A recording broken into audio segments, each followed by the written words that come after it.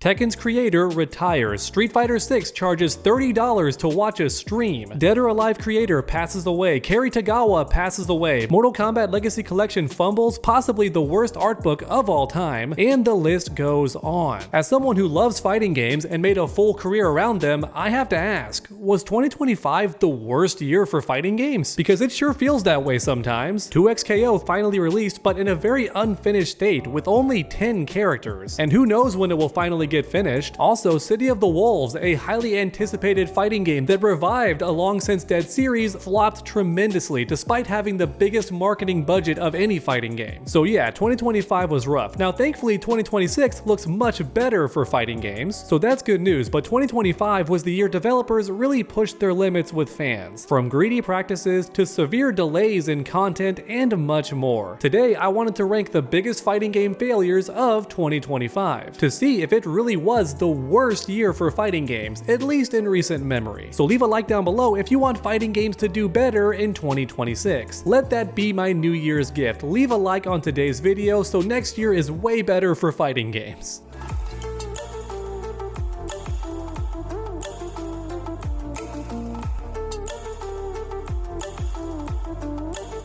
Happy New Year's Eve, everyone. Today's video is going to be mostly depressing since I'm ranking the failures of 2025. So real quick, thank you for an amazing year. The views have been great. The subscriber count has risen tremendously. I hope your New Year's celebration is incredible, and without further ado, let's begin. Oh boy, 2025, possibly the worst year in fighting games recently. Let's do this. Today's video is mostly going to be me ranting with not too much editing. I hope that's okay. New Year's is right around the corner, so I'm preparing for that while also making a video. I hope you understand. Here's the tier list in front of me right now. It goes from top to bottom, with top being the biggest failure and bottom being just kind of a disappointment. So alright, here we go. Harada retires. That's right, the head Tekken guy for decades now. I think ever since Tekken 3, Harada's been the guy in charge of everything, which is why he's forever associated with Tekken itself. When you think of that series, you picture Harada in your head because he's the head guy. And very recently, he announced that he's done with the series. Tekken 8 is his final game, which is very depressing because Harada's not even that old, to be honest with you. I think Ed Boon is much older than him, but at the same time, Harada might be leaving for personal reasons, which I'll go into more details later, but for now, I gotta rank Harada leaving. I think the Tekken man leaving is a big deal, alright? Definitely a big impact on 2025, so I'm putting this in damn, because I mean, damn, what's gonna happen to Tekken now without the main head guy in charge anymore? What's the future like for this series? Next up is Street Fighter 6 charging people to watch one tournament. I think it was around $30, possibly more, to watch the full tournament for Street Fighter 6. That's right, it was a very big deal. Everyone made a video about this, myself included. Despite it not being anything related to Mortal Kombat, I still wanted to talk about it because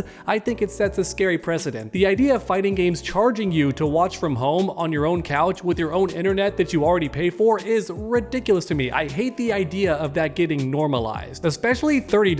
I think that's the real issue. It costs less to watch it in person, I think, which was ridiculous. And listen, I do hate the idea of paying to watch a stream. I think it should always be free, but that being said, if it was $2, $3, even $5, I don't think people would freak out. I'd still be against it, but also, you know, times are changing. We're paying for everything these days, it feels like. I'm still waiting for the day they charge us to breathe air. I know it's coming in my lifetime. It's gonna happen. We already have Nintendo charging more money for Switch 2 games because you can only play on their console, so they can charge whatever they want. They've monopolized their own IPs and make you pay $10 extra. That's already wild. However, Street Fighter 6 charging you to watch one tournament over $30 is going in historic failure because nobody liked this. Nobody was on board. City of the Wolves released this year, the return of Fatal Fury, a series that I personally love a lot. Terry Bogard, in my opinion, is the best fighting game character and possibly a top 10 character in all of fiction. I'm being real. And many fighting game veterans agree, which is why many thought this game would perform super well, especially with the $1 million tournaments, right? You were getting paid so much to get good at this game. So combine that with the millions of dollars used to market this game, right? And get it out there for everyone to want to buy it. You would think for sure City of the Wolves was going to be a huge success, and yet it kind of flopped. Compared to other fighting games, I think for a Fatal Fury game, it did completely fine because I don't have rose-tinted glasses. I know this series is very niche, and the people who like it love it a lot, but to most fighting game players, it's like Fatal Fury what? So yeah, I never expected this game to do super well, but when you consider the millions of dollars in tournament payouts and the millions of dollars in marketing, for this game to sell below everybody else is a pretty big hit. I'm gonna put this in damn, because yeah, the math just adds up that way. Millions of dollars here, millions of dollars there, one of the worst selling fighting games of 2025. That's rough. All that being said, I don't think the guy in charge cares at all because he's a multi-billionaire, so it is what it is. The Mortal Kombat Legacy Collection fiasco. Yeah, I've made 6 videos so far documenting the failure of this game, its botched release, the terrible online, all the bugs and glitches, not to mention the outright lies from developers. Honestly, I could make a 7th video because the Goro statue and other things from the collector's edition are not going to arrive for a few more months. And that's obviously upset buyers, myself included. Keep in mind, the physical release of the game is already months behind the digital release for whatever reason. Oh, it's a really bad situation to be sure. That said, I do enjoy the Legacy Collection. It's fun to play offline on the couch, so that's something. However, the online still doesn't work very well. I think you still can't play with your friends, which is crazy, and crossplay is never getting here, so that's terrible. Overall, I would say the entire Mortal Kombat Legacy situation sucks. That's where I'm putting it. It just sucks because the actual product is decent, and as patches and updates get here, it's only gonna improve, so that's nice. But even so, this situation was still quite terrible, which is why I made 6+ videos about it.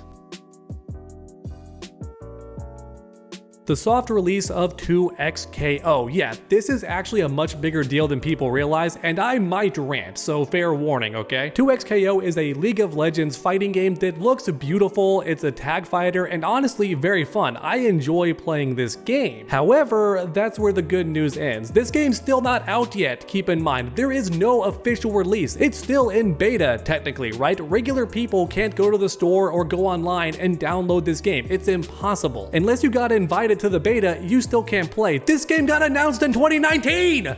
I need people to understand that, alright? It was called Project L back in the day, announced in 2019. 6 years have gone by and the game's barely half done. I don't think it's gonna finish, I'll be honest with you. It's very possible this game just doesn't fully release ever, which is why I'm freaking out. I think this game has so much potential. Arcane, the show, was amazing. League of Legends is one of the biggest games in the world. So why is this game not getting support from Riot? That's why I'm freaking out. It should be done already. 6 years! 6 years have gone by. Oh my goodness. But instead, it got soft released in a beta state that's just ongoing. That's bad. Yeah, it's really bad. I'm hoping, fingers crossed, this game does keep getting support and eventually does fully release. Whew, but man, originally I was gonna put this in meh because the gameplay's still good, I still enjoy it, but man, 6 years have gone by? I may have to bump this up to historic failure because it's been 6 years and it's Riot, it's League of Legends, and yet this game is still not done. Tekken 8 Season 2. Oh man, what's been said that people watching don't already know about? Unless you just don't follow Tekken 8 whatsoever, you know about Season 2 and how much it upset fans. To keep it simple, the Season 2 update for Tekken 8 was so universally despised that players started boycotting. And not just pro players, keep in mind, veteran players who were just casual also dropped this game. Anyone who enjoyed the series for years said, no, this ain't it. I'm done until you change this. Which is just crazy to think about because no other fighting game had this situation. Even Street Fighter V, which was also terrible, never had a massive boycott. Tekken 8 did for Season 2. There was a real website you could go to and check to see which players had boycotted the game, and it went on for pages and pages and pages. So yeah, Season 2 of Tekken 8 was a massive failure, a historic failure to be sure, because never before had a huge chunk of the player base come together and said, boycott, we're not playing this fighting game anymore, over an update. That's crazy, man. But real quick, an honorable mention, I'm gonna lower the energy a little bit. In 2025, we lost 2 very important members of the fighting game community, one of which was Kerry Tagawa, the face of Shang Tsung. I made a full video about this already. Obviously, everyone loves this man, so to see him go was very tragic. But then we have the creator of Dead or Alive, who also passed away this year, Tomonobu Itagaki. I hope I said his name correctly. I love Dead or Alive. It's actually the first fighting game I would play every day, which might be surprising news since I barely cover it on this this channel, especially recently. I covered Dead or Alive 6 a bit when it was first popular and came out. I enjoy the series a lot. I love the stage transitions, and of course the women are gorgeous. And also the impacts of the game sound good, right? Punching and kicking people and landing throws sounds so satisfying in Dead or Alive, which is why it's shocking how this series never stayed on top, right? I don't think Dead or Alive has been considered a top fighting game for over a decade, despite all the amazing features I just mentioned. And with the passing of the creator himself, it's just even sadder. Obviously, I'm not going to rank the death of these two legends in my video. I just wanted to bring it up because 2025 took two beloved people from us, and I just wanted to mention that real quick. Alright, the Flawless Victory art book. So Mortal Kombat finally got an official encyclopedia after canceling a fan-made encyclopedia that's much better in quality, just saying. When I tell you this art book is underwhelming, that's no exaggeration. It's so mediocre in every single way, so I'm putting it in sucks because that's the best way to describe this book. It's very underwhelming. It skips over a lot of important stuff, uses random screenshots and gameplay instead of artwork and other stuff you want to see. So yeah, overall just a very mediocre product. I'm putting it in sucks. But now finally, to end today's video, we have Marvel Tocon, because despite this game generating tons of hype when it first got revealed, players are pretty underwhelmed with the gameplay, and apparently the Avatar fighting game is much better and getting universal praise despite coming from nowhere. Yeah, the Avatar series has been done for a long time, and then just here comes a fighting game. Hey, I love it and down to play this game for sure. But Marvel Tocon has left fans wanting, which is interesting given the initial praise the game got in the trailers, right? People said, haha, Mortal Kombat fans, you gotta play Injustice 3. Then Marvel Tocon gets here and they're like,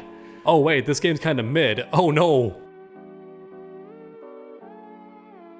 Now me personally, I did enjoy the game, but also have to agree, there's not much depth to it. The layers are not there whatsoever. You learn one or two combos with your character, and then you're good to go. That's the game. Which is why I'm ranking this in meh, because I know Marvel Tocon's gonna get better as more betas come out. Also, more characters are coming, which will spice the game up too, so I think Marvel Tocon will be a good fighting game. Maybe not great, but it's gonna be good, most likely. Oh, also Mortal Kombat 1 is most likely dead now, or at least the hype around the game has died. Even if we get more updates, I don't think anybody cares anymore. So I'm putting this in meh because I don't want Mortal Kombat 1 to end, but we knew this day was coming for over half a year now, right? So it's not that hurtful to realize that Mortal Kombat 1 is most likely done. And alright everyone, there you have it. 2025 has been a rough year for fighting game fans. From weird microtransactions and just greedy practices to games underperforming or flopping on release. Then you have legendary celebrities dying this year as well. So I think 2025's been a pretty bad year for fighting games, but let me know your thoughts in the comments. Then, like mentioned earlier, leave a like so that next year is better for fighting games. I want 2026 to be a great year for the FGC. Thanks for watching everyone, subscribe and ring that bell so you never miss any future videos. Make sure to come back next time, and as always, stay underdogs.